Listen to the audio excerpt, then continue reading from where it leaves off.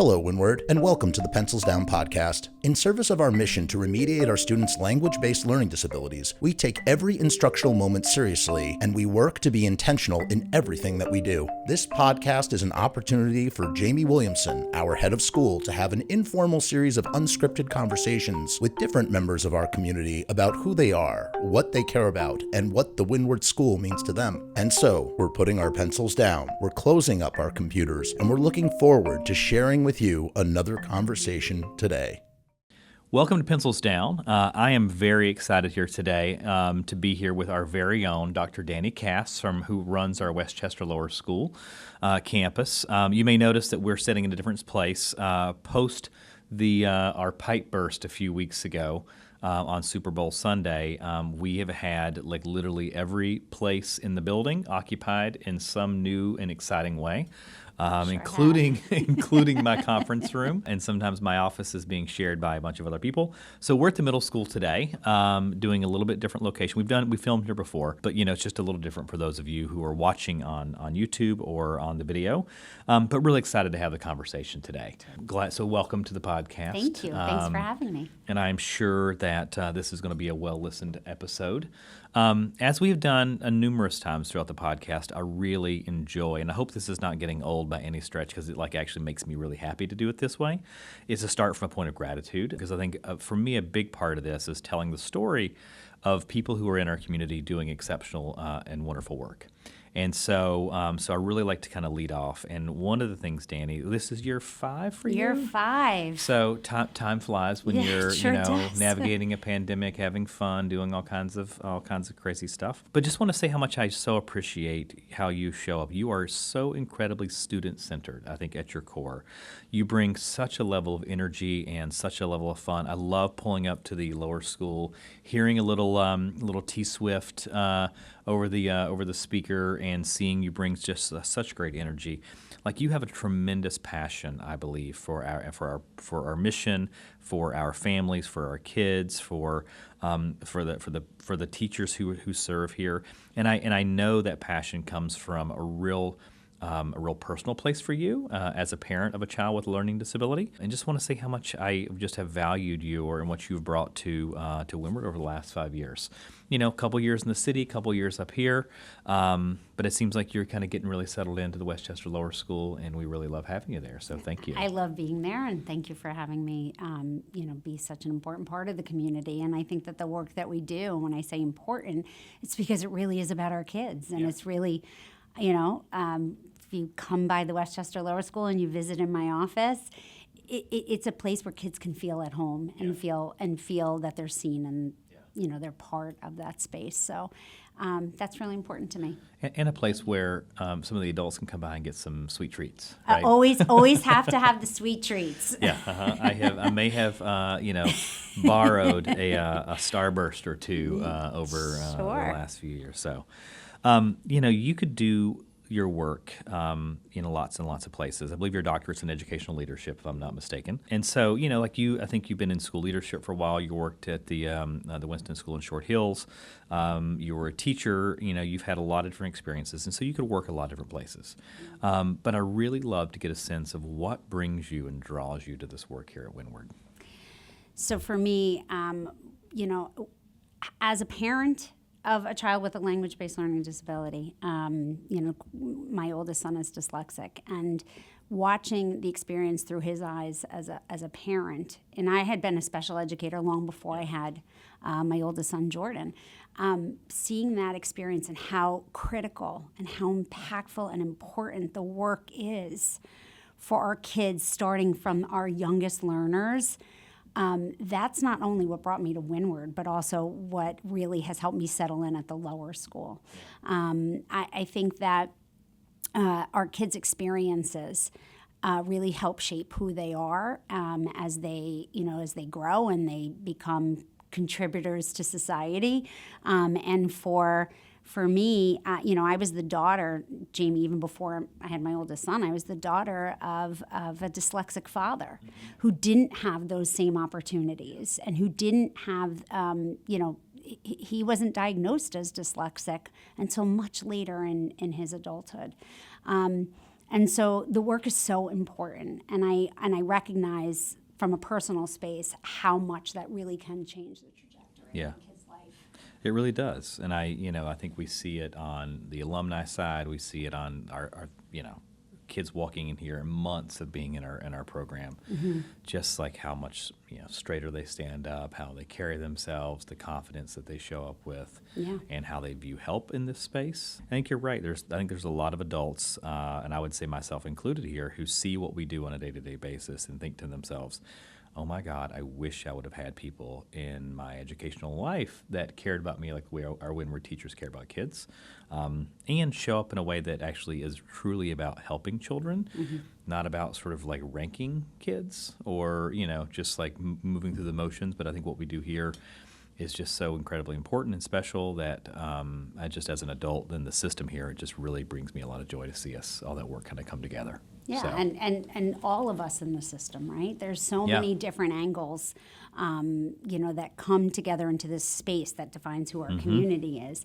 And I think that, for a kid to have that opportunity where the individuals that they're surrounded with really understand who they are and what their experience is like, and has that strong commitment, to the research, to the science of how we sort of peel back those layers for them and really help them to, to maximize their learning potential. There's nothing more powerful than that.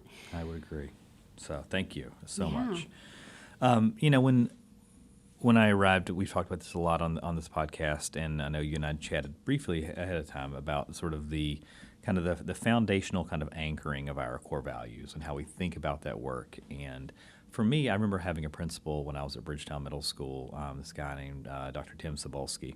He was somebody who, from a core value perspective, just really, you felt like he embodied that work, right? When he talked about, seeing how, the work we were doing and making it about kids, like you just felt like that was exactly, like he was so dialed into that. And he used it as a framework for his decision making. And when I got to Springer, we had some core values and we had done that. So as I've grown in my leadership, that idea of having this framework and foundation for how we're thinking about what's important to us and what are the motivators behind many of our actions really comes down to a lot of those values, right? So when I think about, for better and for worse, my sort of predilection towards this idea of growing, right? I want to be a little better than I was, the day before. For some people in my life, that can be exhausting because I'm always like asking questions and there's a lot of curiosity and I'm always on the move and I'm trying to do. But I also just appreciate the fact that like when I'm trying to show up, like I want to, like I have this innate curiosity and I love to learn, right? Despite not loving school when I was many of our students' age. And so it's been one of those things that's kind of like now that I've kind of found that love in a really deep way, it's hard to let go of that. And it guides a lot of my decisions and a lot of my work and how I think and frame things. So as you reflect a little bit, and I hope you've had an opportunity to do this, think about, we have organizational core values and we have personal core values. And the hope here is that while they don't have to be all one-to-one match, but I think having alignment in there. And so I think it's just really important. So as you think about your core values as a leader, as a human being, as a mom of a child with learning disability, as the daughter of someone who was dyslexic as well, like what are like one or two of your values that you'd really love to highlight? Yeah, thank you for that. I would say to you that my core value that I think everything I do in my life stems back to is truly the one of connection.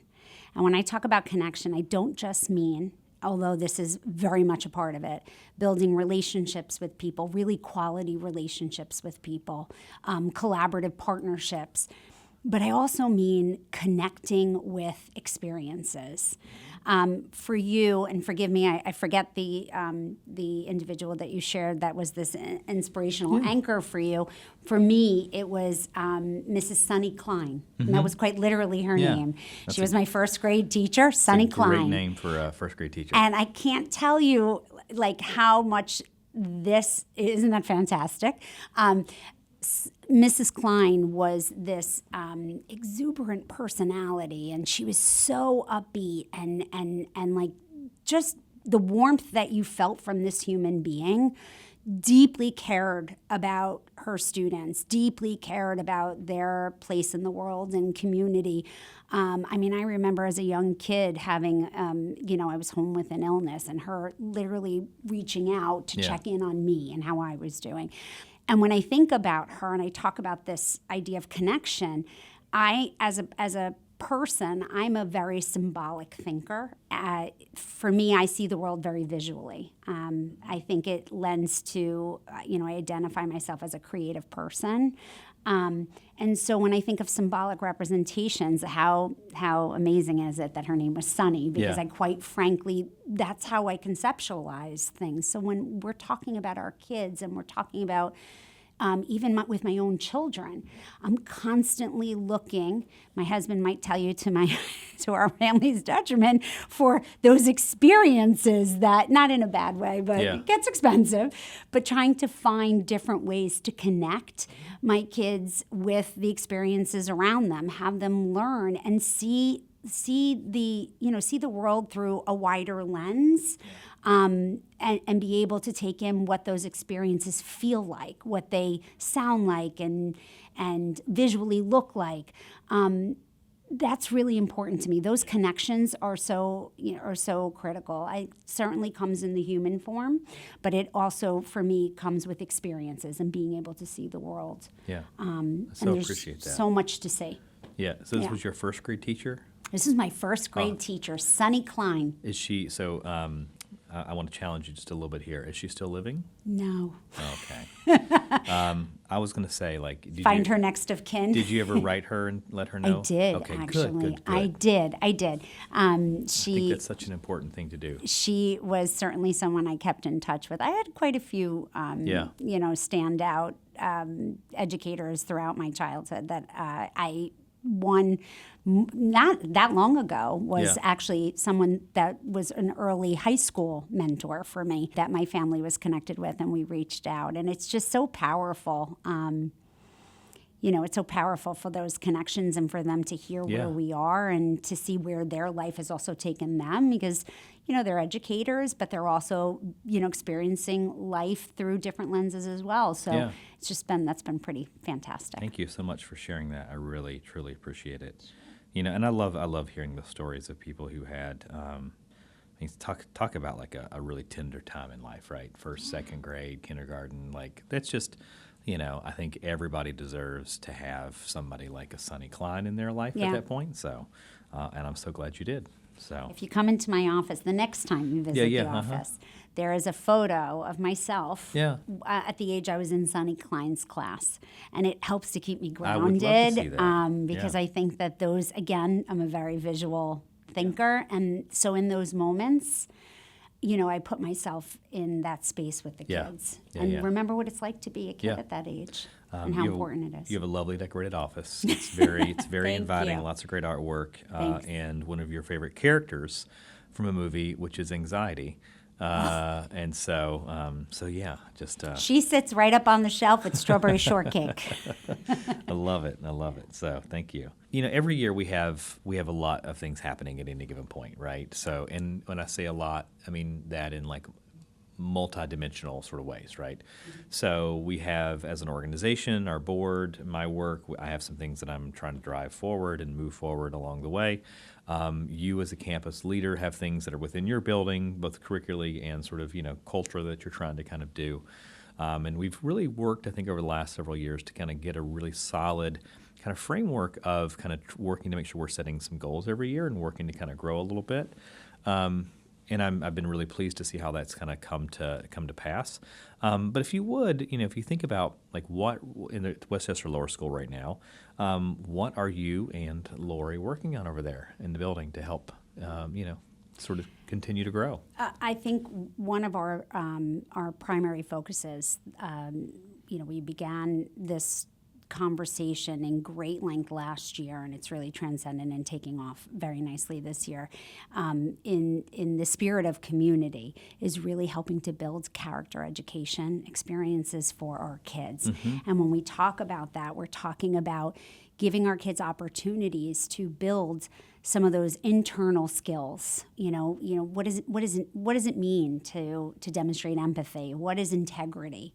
What does responsibility really mean? Responsibility to oneself and responsibility to a community. And so, in thinking about that, our goal is to have our kids experience and there are so many different layers to this, but to have these experiences where we're working on building those skills, and those skills are becoming habits, right? Habits that define who they are, that define how they recognize the importance of their connections with other people, what it means to really be a good community member, a good friend, a good citizen, and build that for them. The school really, in our school day, there's so many layers for opportunity here. There are the ones that are really obvious. We talk about it in our classes. We do it in our social skills lessons, in group guidance. We certainly do it with the introduction of our ruler program now, where we're really, and we can talk more about ruler. Ruler is such an important part of this. But we also do it in some of the ways that may not be as obvious. We're seeing a lot of opportunities for growth when we're talking. Teachers are taking that initiative to introduce characters with bolder personalities, with different ways of thinking or different experiences that they've had, and really help our kids to do a deeper dive in that character, making connections with a character. We're integrating things like ruler when we talk about the mood meter and the meta moment, and using mood meters with the story characters. What does that look like? Giving kids those experiences to see it and develop an understanding of it outside of themselves, and then bring it back to the self. So we've had multiple school-wide assemblies where we've brought in role models and boundary breakers, individuals who've had to overcome challenges, demonstrating perseverance and resilience. We just had a visitor today at the lower school who, was an established gentleman that really took on a lot. He had opportunities to challenge himself and what hard work and dedication look like. We've done a lot of different, small group and larger group meetings where kids are learning about individuals who've had to learn advocacy for certain causes or for themselves, for others. What does that look like? We've done a lot of work with empathy building, recognizing how somebody might be feeling, giving thanks and appreciation for different people in the building. And we've tied that to service projects where the kids are, experiencing not just tangible collections. Certainly those are important. Feed Westchester is a community organization that we're supporting. Our kids have ran a couple of different drives for them. But also, really helping to build an understanding of different feelings of individuals at different stages of their lives. So our senior citizens, our students did these wonderful letters and cards and things not too long ago, and delivering them to these messages of kindness and love and support for changes or challenges that they may be experiencing. Looking for those different opportunities. The hidden ones are even in things like participation in the drama performance. That takes courage and perseverance to get up there in front of a big crowd. For many of our kids, that this is a first for them. And so celebrating, their perseverance, their courage, pushing through something that felt a little hard. But there's so many different ways to do this. And I think at the end of the day, when we're talking about kids and hearing kids talk about their peers as upstanders, or recognizing moments of kindness among one another, that's the evidence that it's good work, and it's purposeful and making connections for kids. That's really important. Thank you. I've really enjoyed. I popped into some of the community, meetings that you have, and I love how you have teed some of those things up with the read alouds and some of the conversations, and seeing kids get really excited about engaging that. I also think Ruler has been a really great tool for our community. Watching kids, and I even like how we're using it even in our senior leadership meetings or our academic team meetings. Kind of raising up where people are in terms of their mood, and making sure that people have and feel like they have the strategies that they need to have or want to have should they choose to shift their perspective a little bit, right? Without judgment. And so I really appreciated that. And I remember when I had read Mark Brackett's book a few years ago, just getting a little bit stronger emotional, EQ kind of vocabulary has been really helpful, like understanding and thinking through how much energy and, how positive of a state I'm in, and, and is it this or is it that, and kind of giving folks a little bit more of a fine-tuned vocabulary to kind of help describe whatever internal experience that they're having. Yeah. I've just really enjoyed that. So, and I'm sure you would say similarly. I've loved seeing it among the adults in the community too. Yeah. And what a great position for us to be in as role models. Yeah. I mean, I find I use it as just part of it's become part of who I am. Yeah.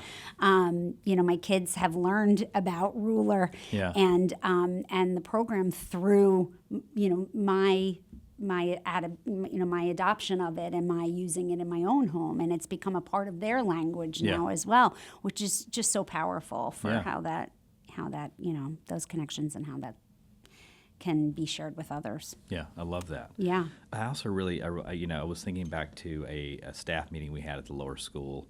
We were rolling this out. It was a Friday afternoon. For those of you who at home, I'm assuming all of our folks realize that we dismiss early on Friday and we go into professional learning. Mm-hmm. And Friday is, I think, a great time for families to get out a little early to kind of get their weekend started sometimes, and and get kids a little bit more downtime. For the PD side of it, it's a really challenging time, right? We've run through a week. We're Friday. We're coasting on a little bit of fumes to get us to 3:30ish.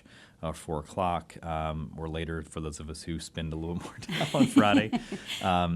But it's a hard day to do something for PD sometimes, given the intensity of whatever week that was before us. Yeah. So I remember we did this mood meter, and there was a lot. If you can visualize the mood meter, this is like 4 quadrants, 4 colors.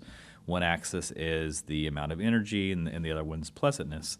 And we had a lot of folks who were low energy and fairly low pleasantness, what they call the red zone.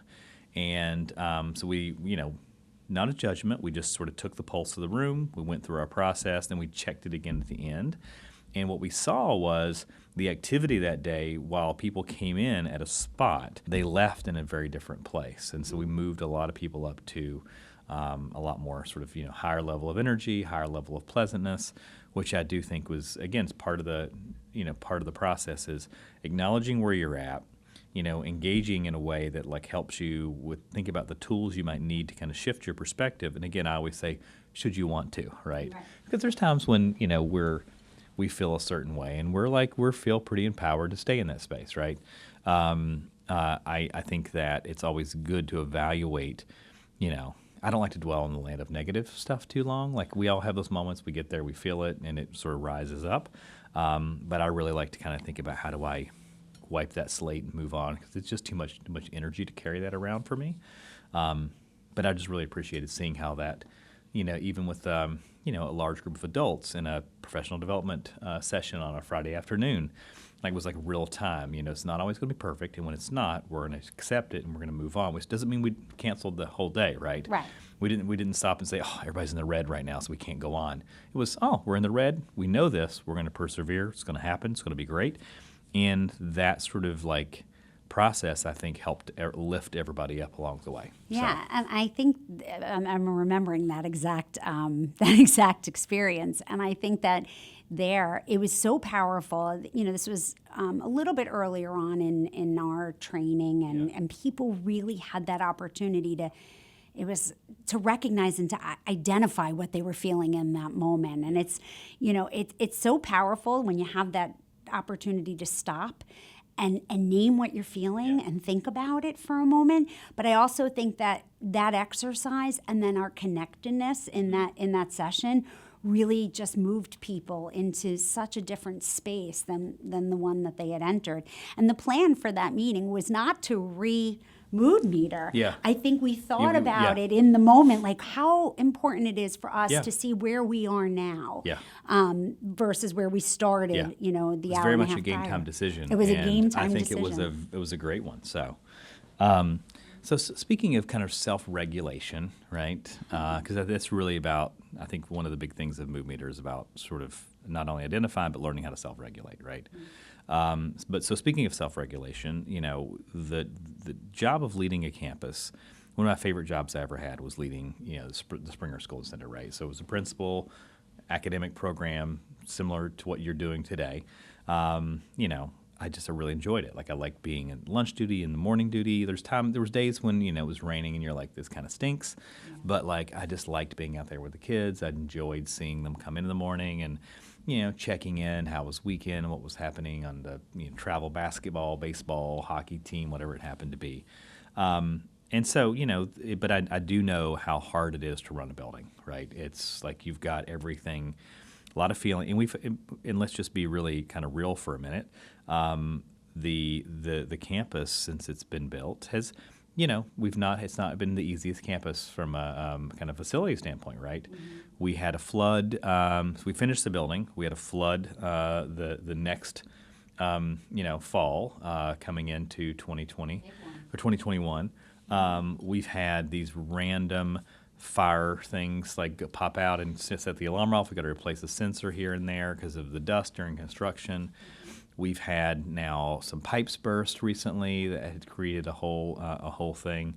So it's a building that's keeping us on our toes, and not for anything other than the fact that like there was just I think it all happened during the pandemic, and there was just we were moving really quickly, and we're going to there's bugs in the system that we will continue to get out. So thank you for being on that journey with me and with our facilities crew as well.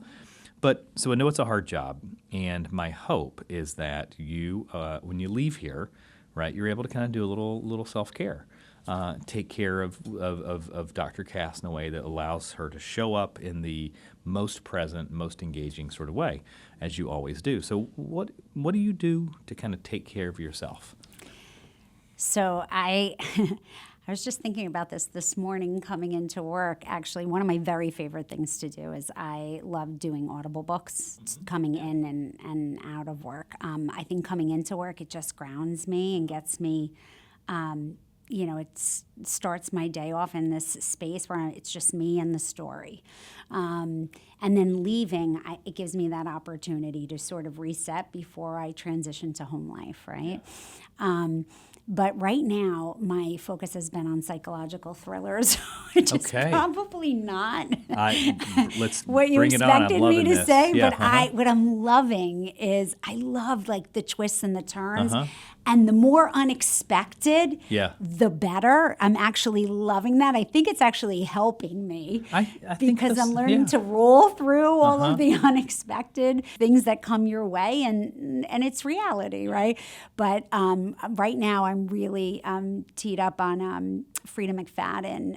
She is an author that has put out quite a few. I think one of her more popular ones was just a Netflix movie. I think it's Netflix, The Housemaid.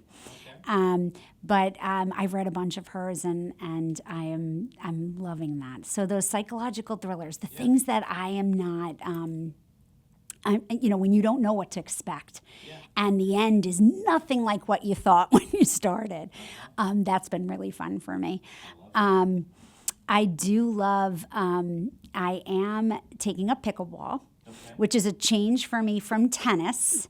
In tennis, I will tell you, my forearm was like a solid hard swing, and I think it was more of me getting stressed out. Pickleball is taking me a little bit longer to grasp because it's really about tapping, and it's really about balance. That's subtle, right? So learning to balance, which has been it's been really important for me. I think physically it's just good exercise, but it's also It's something I'm enjoying. Yeah. And I am an avid lover of games. Okay. You have a favorite game? Well, right now I've taken up Mahjong. Oh. And it's Mahjong. My mom calls it Mahjong. So I will, credit to her there, but Mahjong. And it's really, I love where you really need to be thinking something through. I've always been like a Scrabble player. Those types of games to me are really the challenging ones. So trying to figure out all the rules and strategy has been fun. And at the end of the day, everything is my kids and my family. We have a golden doodle that we adore. And so just being able to travel and spend time with them and see all their accomplishments, that's my happy place. I love that. Yeah. So, one, I had no expectation of the kind of book because You didn't think I was going to say. I mean, I probably wouldn't. What have did you have me pegged for? I didn't. Sappy I don't romance? No. Maybe. I don't think I had any kind of genre that I would have picked for you. But I do appreciate. I love like a good suspenseful story. It pulls you right in.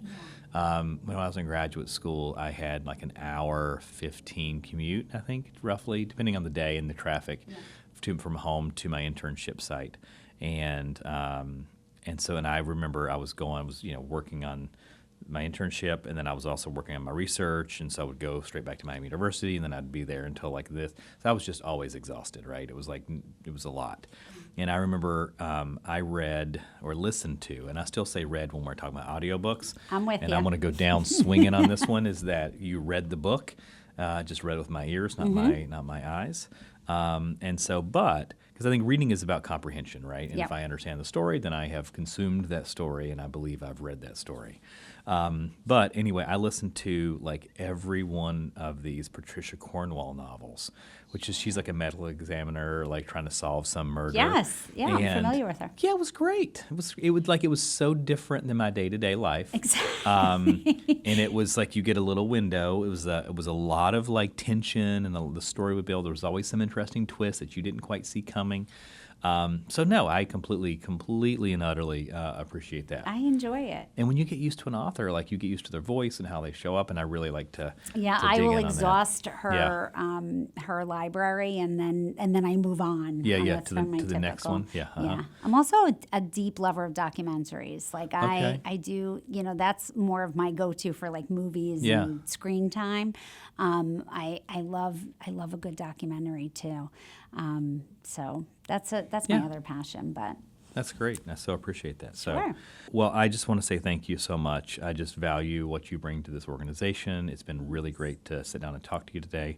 I know I get to see you a lot over at the Westchester Lower School, but I really appreciate just you as a community member, what you do for our kids and families, and really thank you for showing up on the podcast today. I'm so grateful. Thank you for having me. I feel really fortunate. Yeah. I'm very fortunate to be a part of not just this community, to be on this team with some extraordinary educators, and very talented individuals, and just to feel like, I don't just feel it, but I know, like I know I'm giving back and making that impact for kids like my kid. Yeah. Who really